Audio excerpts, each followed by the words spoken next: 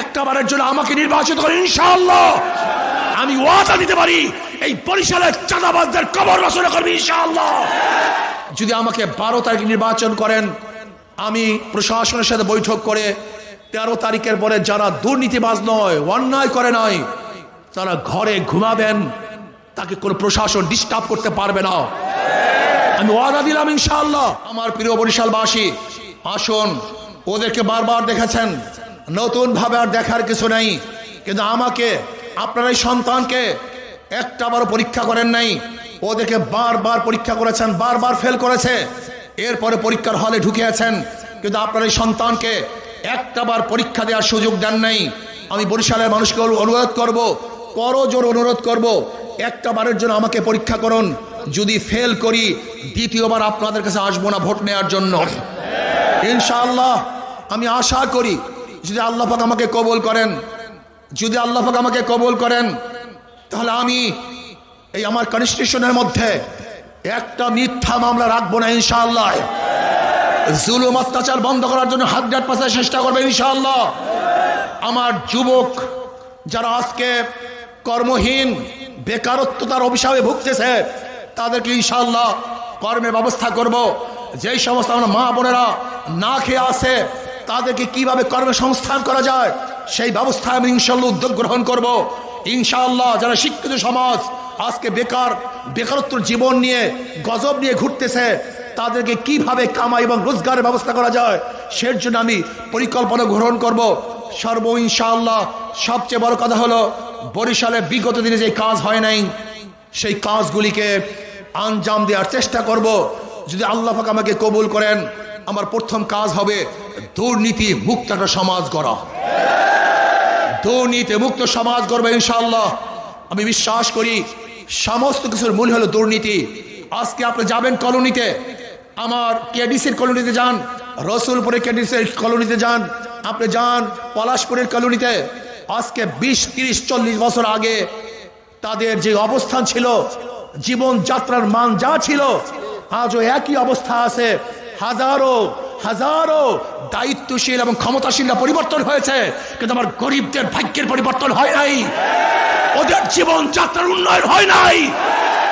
ওদেরকে বারবার ঠকিয়ে ওরা ভোট নিয়ে আঙ্গুল ফুলে কলগাছ হয়েছে, কিন্তু আমার গরিব দুঃখী মেহনত মানুষের ভাগ্যের পরিবর্তন ওরা করে নাই।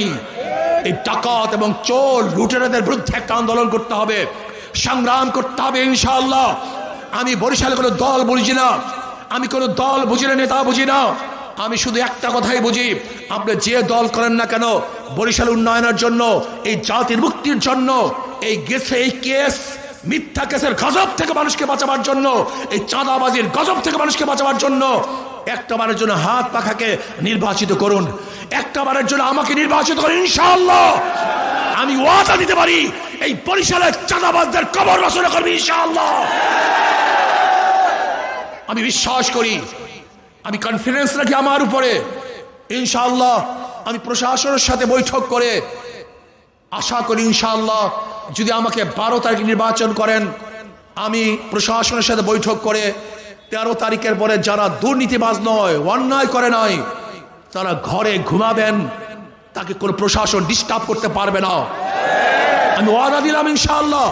যদি আল্লাহ পাক আমাকে কবুল করেন, আপনাদের ভোট পেয়ে যদি আল্লাহ পাক আমাকে নির্বাচিত করেন, আমি সংসদে কোরআন ও সুন্নাহ আন্দোলন করব, কথা বলবো, বক্তৃতা করবো ইনশাআল্লাহ। আমি মুসলমান, হিন্দু, বৌদ্ধ, খ্রিস্টানদের পক্ষে কথা বলবো। আল্লাহ আমাকে এবং আমাদের সবাইকে ঐক্যবদ্ধভাবে এই বরিশাল গড়ার তৌফিক দান করেন। আগামী 12 তারিখ যে দল করেন না কেন, শুধু শান্তির জন্য, মুক্তির জন্য, একটা বারের জন্য হাত পাখাকে বিজয় করবেন, এই অনুরোধ, এই আশা রেখে আজকে মিছিলের পূর্বে বক্তৃতা আমি এখানেই সমাপ্ত করলাম। আল্লাহ আমাদের সবাই কবুল করেন। আমরা এখন মিছিল হাত পাখা সমর্থনে আয়োজিত আজকে এ বৈঠকে সম্মানিত সভাপতি, শ্রদ্ধাভাজন ওলামায়ে কেরাম, সর্বস্তরের ইসলাম প্রিয় দেশপ্রেমিক ভাইয়ারা আমার, নির্বাচন নতুন নয়, এর আগেও নির্বাচন হয়েছে। নির্বাচন হয়েছিল 70 সনে, নির্বাচন হয়েছিল 73 সনে। 70 নির্বাচনে আওয়ামী লীগ সংখ্যাগরিষ্ঠ অর্জন করলেও পাকিস্তানিরা ভোটের মর্যাদা রক্ষা করতে পারে নাই বিধায়ী এদেশের মানুষের কাছে যা যা ছিল সব নিয়ে ঝাঁপিয়ে পড়েছিল। এদেশ স্বাধীন করেছিলাম। স্বাধীনতার ভিত্তি স্লোগান কি ছিল? সাম্য, মানবিক মর্যাদা, সামাজিক ন্যায় বিচার, সাম্য। আমরা সবাই সমান। বাংলাদেশের মুসলমান, হিন্দু, বৌদ্ধ, খ্রিস্টান, যারা ঋষি, কামার, মজদুর, চাষি, সবার অধিকার সমান থাকবে। কিন্তু আমরা কি দেখলাম? যেই স্লোগানের ভিত্তিতে স্বাধীন হয়েছে সেই সাম্যতা আমাদের মধ্যে নাই। আজকে আমাদের বাংলাদেশের অবস্থাটা কি? যে ব্যক্তি গরিব, কৃষক, শ্রমিক, কোনো অফিসে ঢুকতে পারে না, অথচ সে বাংলাদেশের নাগরিক, তাকে ঢুকতে দেওয়া হয় না। এই মানবিক মর্যাদা পর্যন্ত তার নাই। সাম্য, মানবিক মর্যাদা, সামাজিক ন্যায় বিচার। আমরা ন্যায় বিচার চাই। যে ব্যক্তি দোষী সে যত বড়ই হোক না কেন তাকে বিচারের আওতায় আনতে হবে। আর যে ব্যক্তি দোষী না, সে আমার শত্রু হলে সে বুক টান করে রাস্তায় হাঁটবে। আমরা সামাজিক ন্যায় বিচার চাই। কিন্তু আমরা কি দেখলাম? সাম্য, মানবিক মর্যাদা, সামাজিক ন্যায় বিচার আজকেও বাস্তবায়ন হয় নাই। 73 নির্বাচনেও ভোটের অধিকার বাস্তবায়ন হয় নাই। 75-এ শেখ সাহেব দুনিয়ার থেকে বিদায় হলেন, জিয়াউর রহমান সাহেব ক্ষমতা বসলেন। 79-তে নির্বাচন দিলেন। যেই নির্বাচনের পরে তিনিও দুনিয়ার থেকে বিদায় হয়ে গেলেন। 81 নির্বাচনে সত্তা সাহেব ক্ষমতায় বসলেন, কিন্তু এরশাদ সাহেব ধাক্কা দিয়ে তিনি ক্ষমতা দখল করলেন। 86 সনে এরশাদ সাহেব নির্বাচন দিলেন, 55 নির্বাচন। এরপরে আবার আন্দোলন সংগ্রামের প্রেক্ষিতে 1991 সনে বেগম খালেদা জিয়া ক্ষমতায় বসলেন। ভেবেছিলাম এতদিন পুরুষ নেতৃত্ব এদেশের মানুষের আশা এবং আকাঙ্ক্ষার প্রতিফলন ঘটাতে পারে নাই।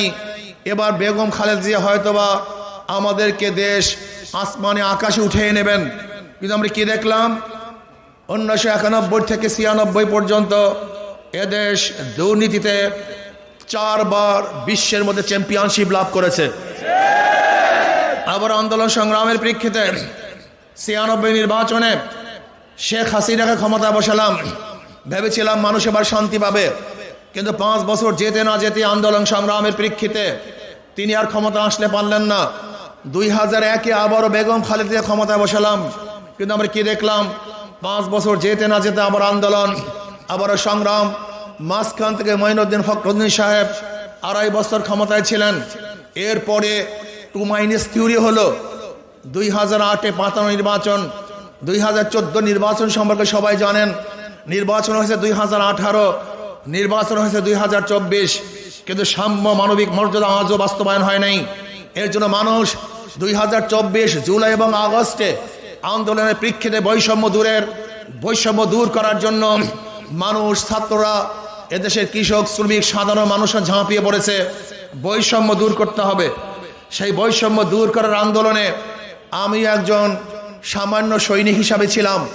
আমি আমার উপস্থিত জনগণকে বলতে চাই, সেই বৈষম্য বিরোধী আন্দোলনে ফখরুল সাহেব সামনের কাতারে ছিলেন না, সালাউদ্দিন সাহেব সামনের কাতারে ছিলেন না, তারেক সাহেব সামনের কাতারে ছিলেন না, শফিক সাহেব সামনের কাতারে ছিলেন না।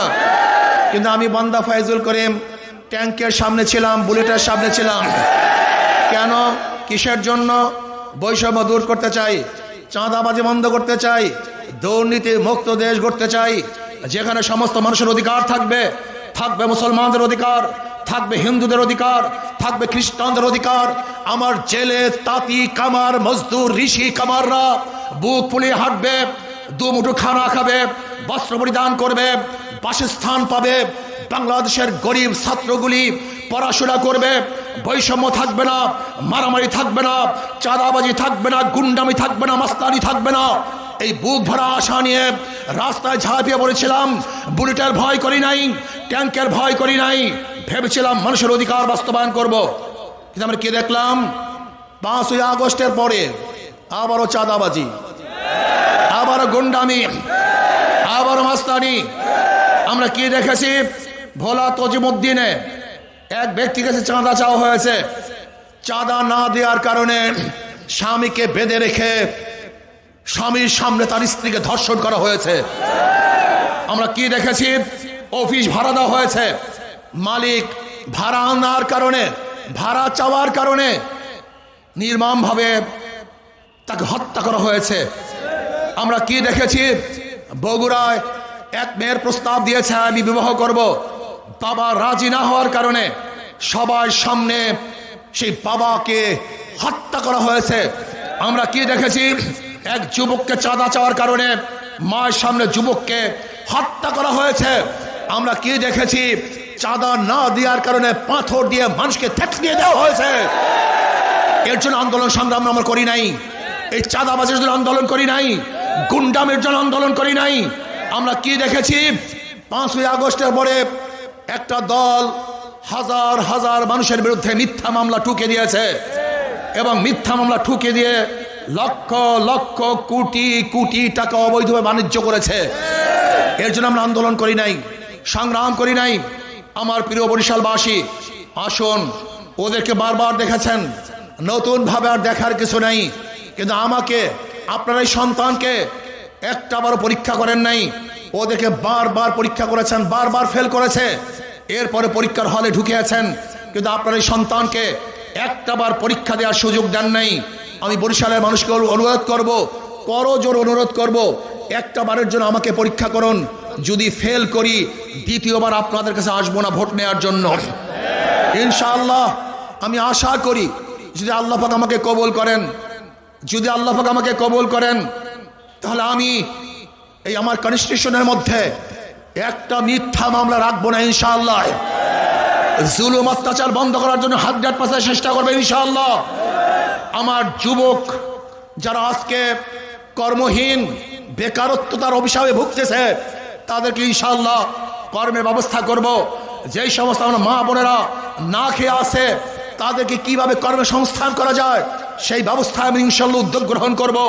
ইনশাআল্লাহ যারা শিক্ষিত সমাজ আজকে বেকারত্ব জীবন নিয়ে গজব নিয়ে ঘুরতেছে, তাদেরকে কিভাবে কামাই এবং রোজগারের ব্যবস্থা করা যায় সের জন্য আমি পরিকল্পনা গ্রহণ করব। ইনশাআল্লাহ সবচেয়ে বড় কথা হলো, বরিশালে বিগত দিনে যে কাজ হয় নাই, সেই কাজগুলিকে আঞ্জাম দেওয়ার চেষ্টা করব। যদি আল্লাহ পাক আমাকে কবুল করেন, আমার প্রথম কাজ হবে দুর্নীতি মুক্ত একটা সমাজ গড়া, দুর্নীতি মুক্ত সমাজ গড়বে ইনশাআল্লাহ। আমি বিশ্বাস করি সমস্ত কিছুর মূল হলো দুর্নীতি। আজকে আপনি যাবেন কলোনিতে, আমার কেডিসির কলোনিতে যান, রসুলপুরের কেডিসির কলোনিতে যান, আপনি যান পলাশপুরের কলোনিতে, আজকে 20, 30, 40 বছর আগে তাদের যে অবস্থান ছিল, জীবন যাত্রার মান যা ছিল, আজও একই অবস্থা আছে। হাজারো হাজারো দায়িত্বশীল এবং ক্ষমতাশীলরা পরিবর্তন হয়েছে, কিন্তু আমার গরিবদের ভাগ্যের পরিবর্তন হয় নাই, ওদের জীবন যাত্রার উন্নয়ন হয় নাই। ওদেরকে বারবার ঠকিয়ে ওরা ভোট নিয়ে আঙ্গুল ফুলে কলগাছ হয়েছে, কিন্তু আমার গরিব দুঃখী মেহনত মানুষের ভাগ্যের পরিবর্তন ওরা করে নাই। এই ডাকাত এবং চোর লুটেরাদের বিরুদ্ধে একটা আন্দোলন করতে হবে, সংগ্রাম করতে হবে ইনশাআল্লাহ। আমি বরিশালে কোনো দল বুঝি না, আমি কোনো দল বুঝি না, নেতা বুঝি না, আমি শুধু একটা কথাই বুঝি, আপনি যে দল করেন না কেন, বরিশাল উন্নয়নের জন্য, এই জাতির মুক্তির জন্য, এই গেছে এই কেস মিথ্যা কেসের গজব থেকে মানুষকে বাঁচাবার জন্য, এই চাঁদাবাজির গজব থেকে মানুষকে বাঁচাবার জন্য একটাবারের জন্য হাত পাখাকে নির্বাচিত করুন, একটাবারের জন্য আমাকে নির্বাচিত করুন ইনশাআল্লাহ। আমি ওয়াদা দিতে পারি, এই বরিশালের চাঁদাবাজদের কবর রচনা করবে ইনশাআল্লাহ। আমি বিশ্বাস করি, আমি কনফিডেন্স রাখি আমার উপরে ইনশাআল্লাহ। আমি প্রশাসনের সাথে বৈঠক করে আশা করি ইনশাআল্লাহ, যদি আমাকে 12 তারিখ নির্বাচন করেন, আমি প্রশাসনের সাথে বৈঠক করে 13 তারিখের পরে যারা দুর্নীতিবাজ নয়, অন্যায় করে নাই, তারা ঘরে ঘুমাবেন, তাকে কোনো প্রশাসন ডিস্টার্ব করতে পারবে না। আমি ওয়াদা দিলাম ইনশাআল্লাহ, যদি আল্লাহ পাক আমাকে কবুল করেন, আপনাদের ভোট পেয়ে যদি আল্লাহ পাক আমাকে নির্বাচিত করেন, আমি সংসদে কোরআন ও সুন্নাহ পালন করব, কথা বলবো, বক্তৃতা করবো ইনশাআল্লাহ। আমি মুসলমান, হিন্দু, বৌদ্ধ, খ্রিস্টানদের পক্ষে কথা বলবো। আল্লাহ আমাকে এবং আমাদের সবাইকে ঐক্যবদ্ধভাবে এই বরিশাল গড়ার তৌফিক দান করেন।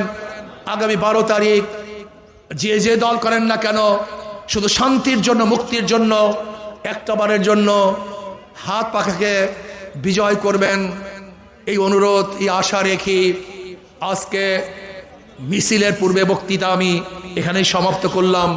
আল্লাহ আমাদের সবাই কবুল করেন। আমরা এখন মিছিল